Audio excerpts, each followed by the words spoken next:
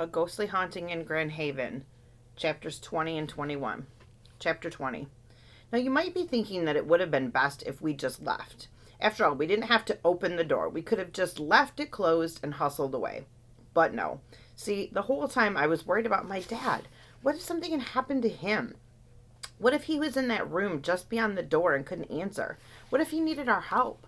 That's why we couldn't leave. Why we couldn't just walk away. We had to know. We had to help him if he was in trouble. As the door to the room opened, the noises grew louder. When I released the knob, the door continued to swing open, as if it was doing it all by itself. But there was nothing that could have prepared us for what we were seeing in the room. Ghostly figures, like the ones we'd seen in the basement, were moving all around, floating just above the wood floor. They moved fluidly through each other and the furniture, and this included a bed that was against the far wall. The strange entities moved through like it was hands through smoke. On the wall to the left was a large wooden dresser with a mirror. The dresser contained shelves with various items on them, like small picture frames, perfume bottles, things like that. All of these items were shifting back and forth, moving to and fro, bumping into each other, making the scuffing noises we'd heard when the door was still closed.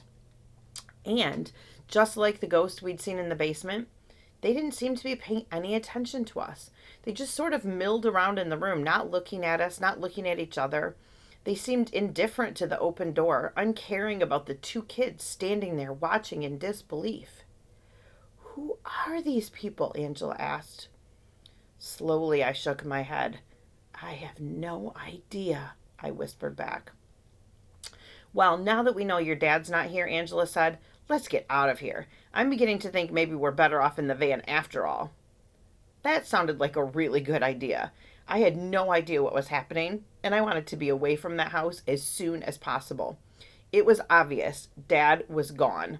We'd done everything we could. We'd looked everywhere for him, and our searches had turned up nothing.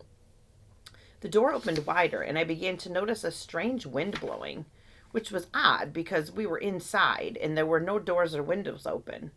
None that I knew of, anyway. It grew stronger by the second. "Do you feel that?" I asked Angela. We both turned. The wind seemed to be coming from behind us. "Yeah," Angela replied. "Wind, and it's getting stronger." A brisk gust rushed past, causing the door to bang against the wall of the bedroom. "Let's go now," Angela shrieked, but by then it was already too late. The next gust of wind hit us with hurricane force, knocking us off our feet and sending us flying into the air, sailing into the bedroom. Chapter 21. As soon as we were knocked off our feet and swept into the room, everything went black. The feeling of confusion was overwhelming. I was in the air, tumbling around without balance. For a moment, it felt as if I was weightless, as if all the gravity was gone.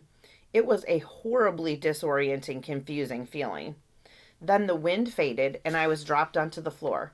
It was just that quick, too. From the time we were standing by the door until the time I realized I was on the floor was only about 5 seconds. The darkness retreated, giving way to a gray, hazy fog. "Quinn!" Angela shouted, and I jumped. She was right behind me, and she'd shrieked directly in my ear. I rolled over onto my hands and knees. Angela was on her side, wide-eyed, mouth open, staring up at me. "Get up," I said. "Are you okay?" Angela got to her knees and paused. "I think so," she said. We both turned our heads and looked around. "Are we still in the bedroom?" she asked. "We must be," I replied, "but it sure doesn't look like it." All around us, the only thing we could see was a thick gray fog. It reminded me of a book I'd read about Florida, about terrifying creatures that lived in the fog. That book gave me nightmares for weeks, and every time I saw thick fog, it freaked me out. That's what it was like in the bedroom. The fog, or whatever it was so thick that we couldn't see the walls, the bed, the ceiling, or the dresser. I could barely see Angela, and I could hardly see the floor. What just happened?" Angela asked quietly as she stood up. "Your guess is as good as mine," I replied. I turned my head and my body followed slowly, moving all the way around in a complete circle. There was nothing to see except hazy, gray mist.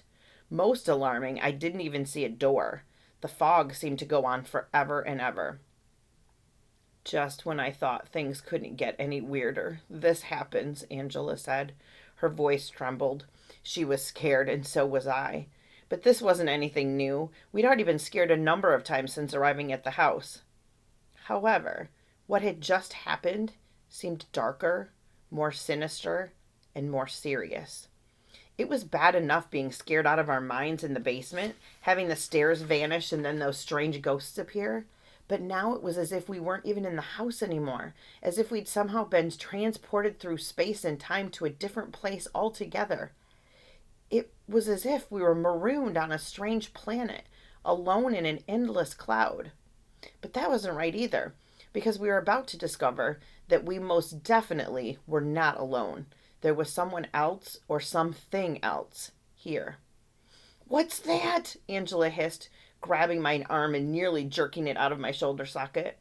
A large, dark form was appearing in the fog, slowly coming toward us.